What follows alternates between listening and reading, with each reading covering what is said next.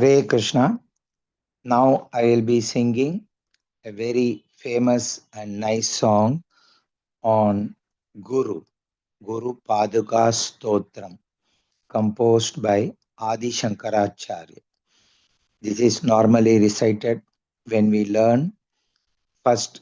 from the Guru and when we pay our reverence to Guru. On Guru Purnima day, which is also special for Guru, those day also we recite this very beautiful song. All of you listen carefully and later on you can practice well. अनंत संसार समुद्रतार नौकायिताभ्याम गुरुभक्तिदाभ्याम वैराग्य साम्राज्य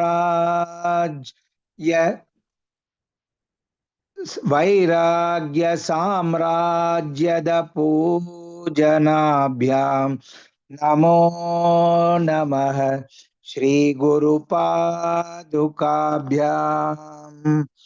कवित्व वाराशि निशाकराभ्याम दौर्भाग्यदावाम बुधमालिकाभ्याम दूरीकृतानम्र विपतिताभ्याम नमो नमः श्री गुरुपादुकाभ्याम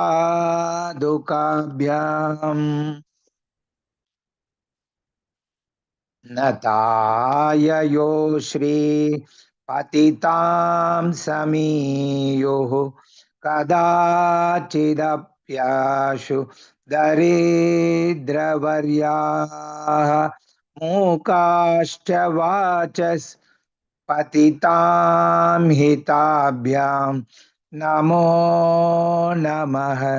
श्रीगुरुपादुकाभ्याम् नालीकनिकाश पदाहृताभ्यां नानाविमोहादि निवारिकाभ्यां नमज्जनाभीष्ट ततिप्रदाभ्यां नमो नमः श्रीगुरुपादुकाभ्याम् नृपाली मौली व्रजरत्नकान्ति सरिद्विराज जशत् कन्यकाभ्यां नृपत्वदाभ्यां नतलोकपङ्क्तेः नमो नमः श्रीगुरुपादुकाभ्याम् पापान्धकारार्क परम्पराभ्यां तापत्रयाहीन्द्र खगेश्वराभ्यां जाड्याब्धि संशोषणवादवाभ्यां नमो नमः श्रीगुरुपादुकाभ्याम् क्षमादिषट्क प्रदवैभवाभ्यां समाधिदान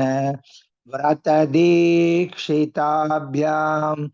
रमादवाङ्घ्रि स्थिरभक्तिदाभ्यां नमो नमः श्रीगुरुपादुकाभ्याम् स्वार्चापराणाम् अखिलेस्तदाभ्यां स्वाहा सहायाक्ष दुरन्दराभ्यां स्वान्ताच्च भाव प्रदपूजनाभ्यां नमो नमः श्रीगुरुपादुकाभ्याम् कामादिसर्प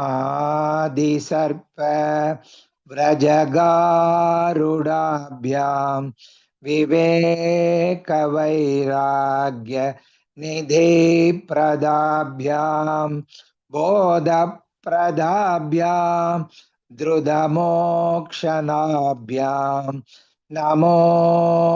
नमः श्रीगुरुपादुकाभ्यां हरे कृष्णा कृष्णा कृष्णा हरे हरे हरे हरे